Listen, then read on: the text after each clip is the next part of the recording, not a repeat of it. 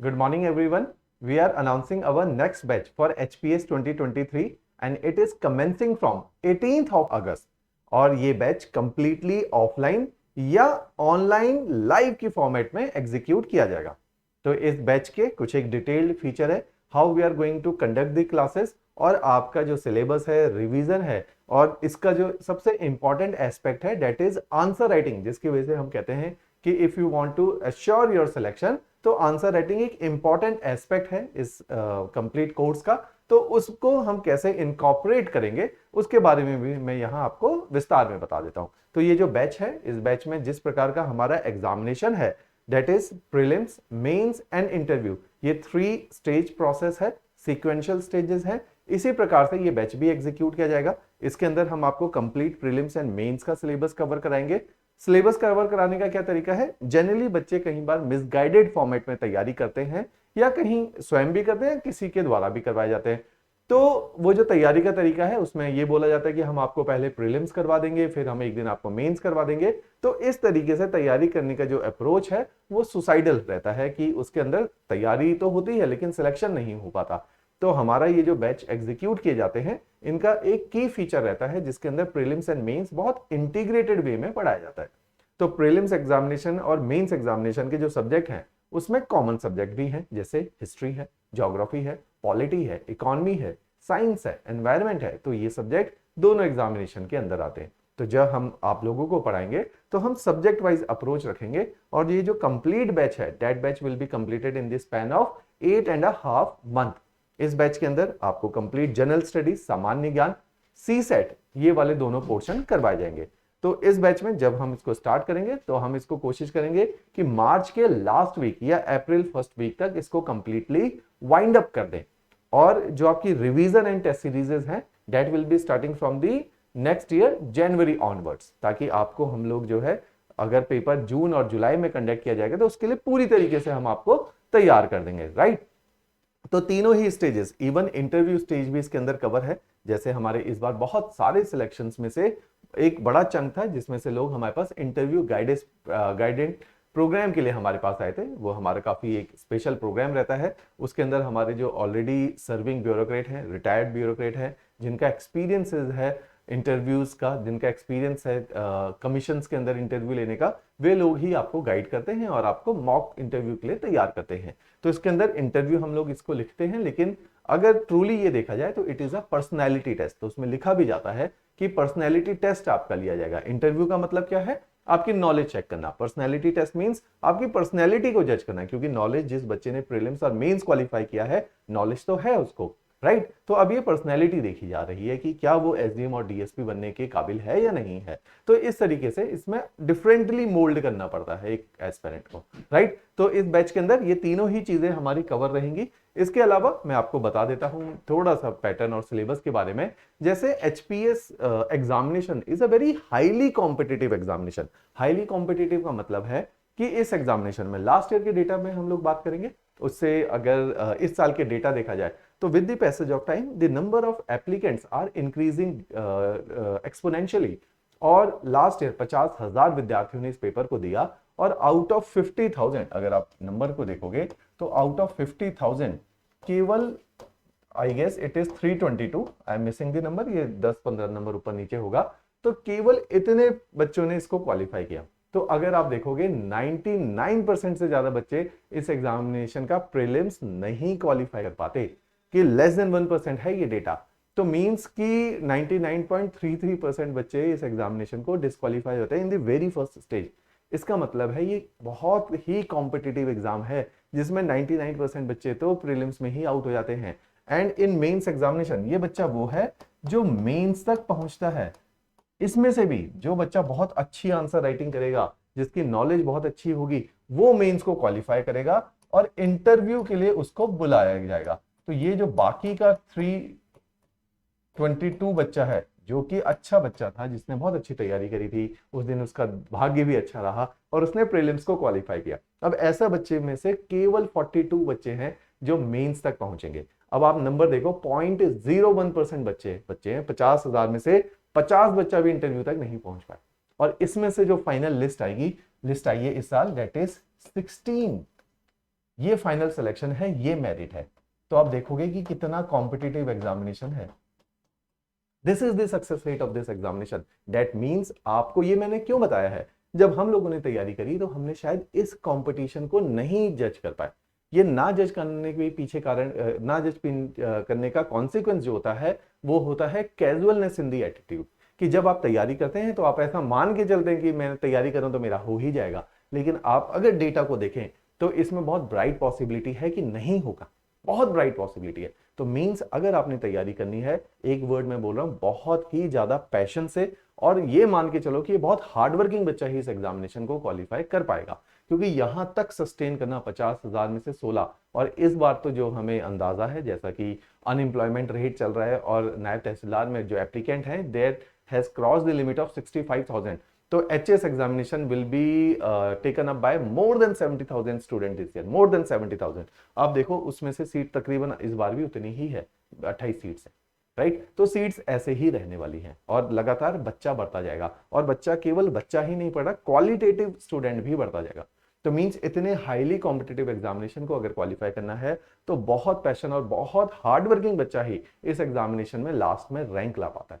तो मींस हमने आपको यहां से यहां तक की पूरी जर्नी करवानी है कब तक, कि आपको प्रीलिम्स भी तैयार करना है, मेंस भी तैयार करना है, इंटरव्यू भी तैयार करना है, तब जाके आप इस एग्जामिनेशन को क्वालिफाई कर पाओगे, राइट। तो हमारे पास जो भी बच्चा आए वो इस उम्मीद में ही ना आ जाए कि भाई मैंने कोचिंग ज्वाइन कर ली है और मेरा सिलेक्शन हो जाएगा, क्योंकि हमारे पास ऑलरेडी 150 बच्चा यहाँ पे पढ़ रहा है ऑफलाइन, ऑनलाइन मोर देन 1200 बच्चा हमारे पास एनरोल्ड है।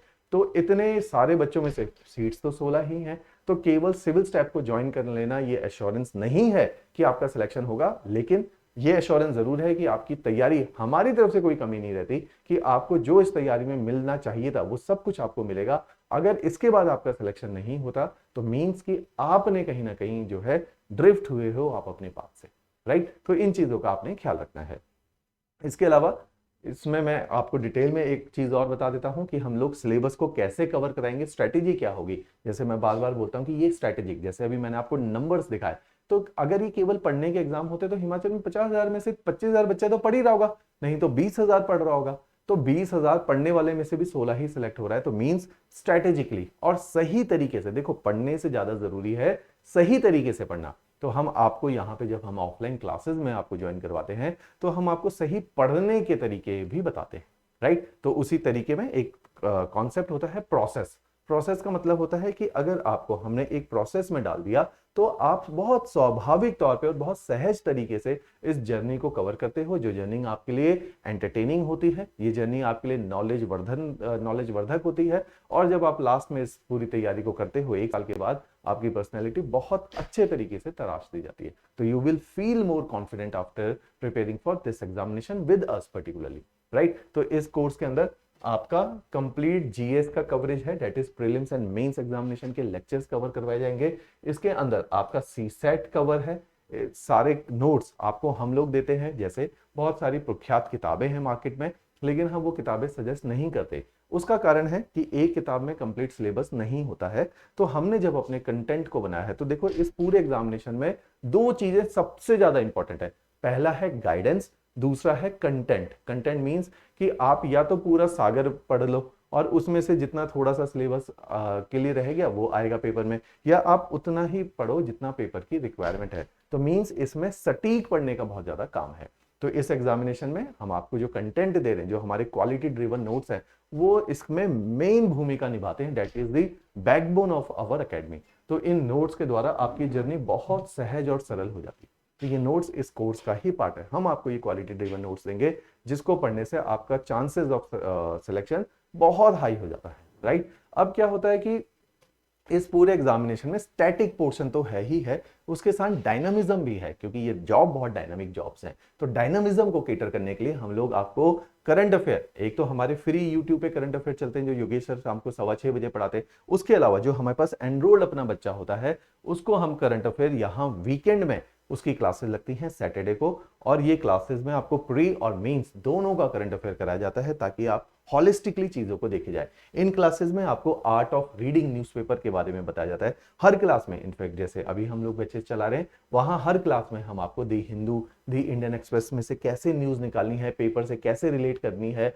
नोट्स कैसे बनाने हैं, ये बहुत इंपॉर्टेंट पार्ट होता है, क्योंकि पढ़ तो सारे बच्चा लेता है हिमाचल में, अब पढ़ने के बाद उसको ये नहीं पता चलता है इन सारी पढ़ाई को कंसोलिडेट कैसे करना है, सजोना कैसे है, और इसके बाद इसको सेंट्रलाइज कैसे करना है, और कैसे एग्जामिनेशन में जाके रिफ्लेक्ट होगी आपकी नॉलेज।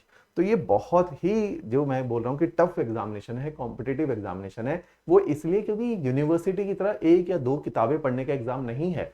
इसमें पढ़ने के बाद नोट्स मेकिंग के बाद उन नोट्स को लगातार स्केल करना टाइम के साथ, क्योंकि डायनेमिक पेपर है, करंट अफेयर एड ऑन होगा, how to incorporate current affair in your notes, और एक बार इनकॉर्पोरेट हो गए उन करंट अफेयर को, उन नोट्स को इंटरनलाइज कैसे करना, ताकि जिस दिन आप मेंस एग्जामिनेशन देने जाओ, जिस दिन आप प्रीलिम्स एग्जामिनेशन देने जाओ, तो ये आपकी सारी नॉलेज रिफ्लेक्ट होनी चाहिए पेपर के अंदर, क्योंकि in the examination your paper is going to represent your personality, तो वो आपकी पर्सनैलिटी का एक अहम हिस्सा बनने वाला है, राइट। तो इस एग्जामिनेशन में हमें लगातार अपने ऊपर काम करना पड़ता है, ताकि जब हम सिलेक्ट हों तो हम एसडीएम और डीएसपी जैसे इंपॉर्टेंट पोर्टफोलियो, एक्साइज कमिश्नर जैसे पोर्टफोलियो को संभाल पाए। तो इसीलिए इसमें जो है इस तरह की पढ़ाई है, जो पढ़ाई आपको जिम्मेदार और नॉलेजेबल बना देती है टाइम के साथ, राइट। तो this is the requirement of the examination which many a times we fail to understand. हमें लगता है ये एक एकेडमिक एग्जाम है जिसमें 2 4 5 किताबें पढ़ने से सिलेक्शन हो जाता है। अगर पढ़ने से ही सिलेक्शन होता है तो हार्ड वर्किंग जो 10 साल से तैयारी कर रहा है उसके सिलेक्शन के चांसेस ज्यादा थे। तो इस साल अगर आप देखेंगे बहुत यंग, जैसे क्षितिज राणा है पालमपुर से, 24-23 साल की एज में पेपर को क्वालिफाई किया, तो ये पेपर सटीक पढ़ने का है रेदर देन कुछ भी पढ़ने का है, राइट। चलो moving ahead in this part.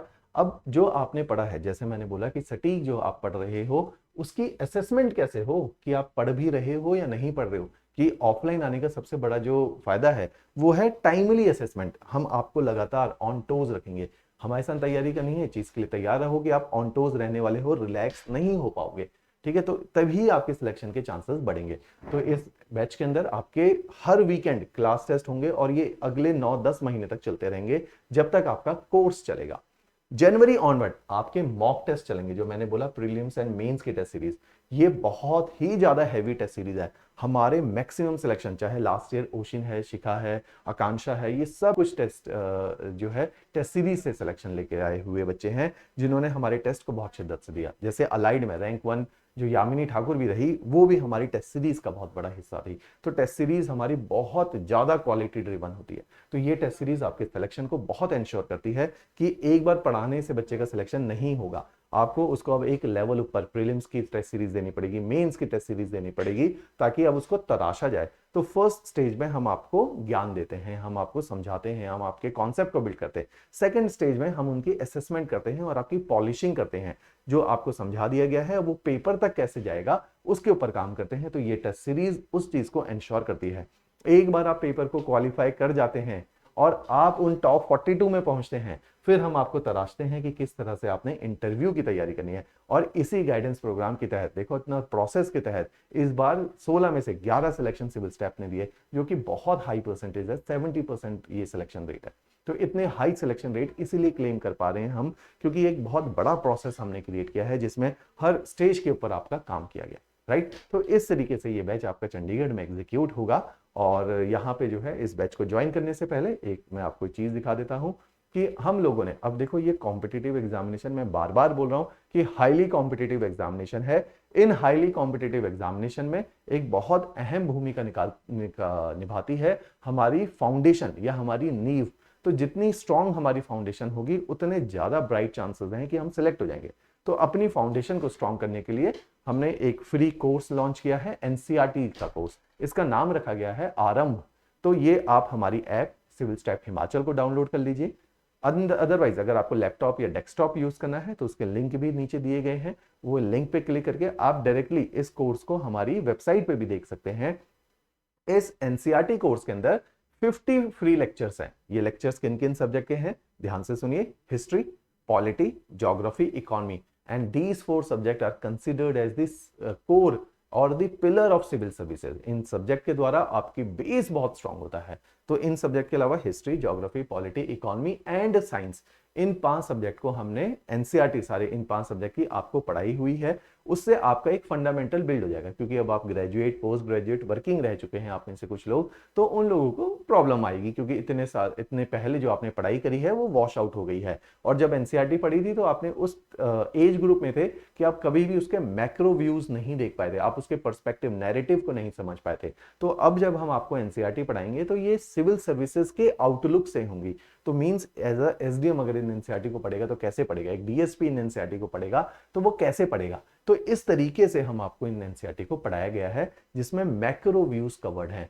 अब जब आप इन एनसीईआरटी के लेक्चर को सुनेंगे और साथ में दिए हुए नोट्स को पढ़ेंगे तो आपको लगेगा आप जीवन में पहली ही बार इन एनसीईआरटी को पढ़ रहे हैं। उससे पहले तो आप रैंडम पढ़ते थे, आप समझ ही नहीं पाए थे इन एनसीईआरटी का सार क्या है, राइट। तो इस तरीके से ये एनसीईआरटी पढ़ाई गई है। अब जो आपका ये बैच है इसके लिए आपको रजिस्ट्रेशन करना पड़ेगा क्योंकि हमने इस बैच के अंदर केवल 50 बच्चे ही लेने हैं। तो उन 50 बच्चों में, जैसे इस बार भी जो हमारा लास्ट टाइम बैच बना है उसमें सीट्स फुल हो गई थी, बहुत सारे बच्चों को वापस भेजना पड़ा हमें। तो आपके साथ अगर ऐसा ना हो तो आपने टाइमली रजिस्टर करना है और अपनी सीट को लॉक कर देना है। तो ये रजिस्ट्रेशन का ध्यान रखिए। इसी कोर्स के नीचे, इसी वीडियो के नीचे डिस्क्रिप्शन में रजिस्ट्रेशन का लिंक भी अटैच्ड है, तो उस लिंक पे क्लिक करके आप इसमें रजिस्टर कर सकते हैं। ऑलराइट।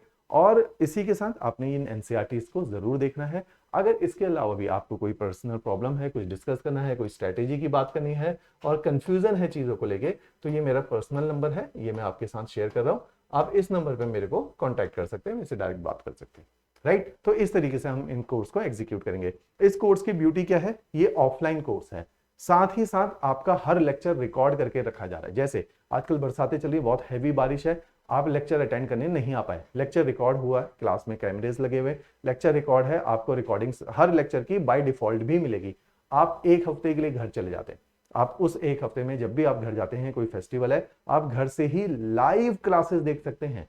तो इस बैच में ऑफलाइन भी है, ऑफलाइन फीस इज 60,000। अगर इसी बैच को किसी ने लाइव ऑनलाइन देखना है तो इसकी फीस हो जाती है 45,000 की। आप चंडीगढ़ नहीं आ रहे, हमारी स्पेस यूज नहीं कर रहे, तो इसमें हम आपको रिबेट कर देते हैं, रिलैक्सेशन कर देते हैं। तो fee will be 45,000 for those who want to watch these lectures from in online mode. ठीक है, तो ये लाइव इंटरेक्शन रहती है, टू वे कम्युनिकेशन रहता है, क्लास में कैमरे एंड स्क्रीन्स लगी हुई हैं, तो आपके साथ डायरेक्टली लाइव बात भी हो जाती है। तो इस बैच में बहुत ब्यूटी है, फ्लेक्सिबिलिटी है कि अगर हम एक हफ्ते कहीं शादी में चले गए, कभी बीमार हो गए, तो इन लेक्चर्स को घर से भी देखा जा सकता है लाइव फॉर्मेट में, ये रिकॉर्ड भी हो जाते हैं तो बाद में भी देखा जा सकता है। ये बहुत ही ज्यादा अच्छी फैसिलिटी है क्योंकि हमने देखा अनुमान 1 साल के अंतराल में इतना बड़ा कोर्स जब चलता है तो बच्चे कई बार हफ्ते के लिए गायब हो जाते हैं, घर में कोई काम आ गया, कभी कोई देवता की पूजा हो गई तो हमें घर भागना पड़ता है। तो इसी चीज को नजर में रखते हुए हमने टेक्नोलॉजी की मदद से इस कोर्स में आपको बहुत ज्यादा फ्लेक्सिबिलिटीज दी हुई है। ऑलराइट, चलिए जी, थैंक्स अ लॉट।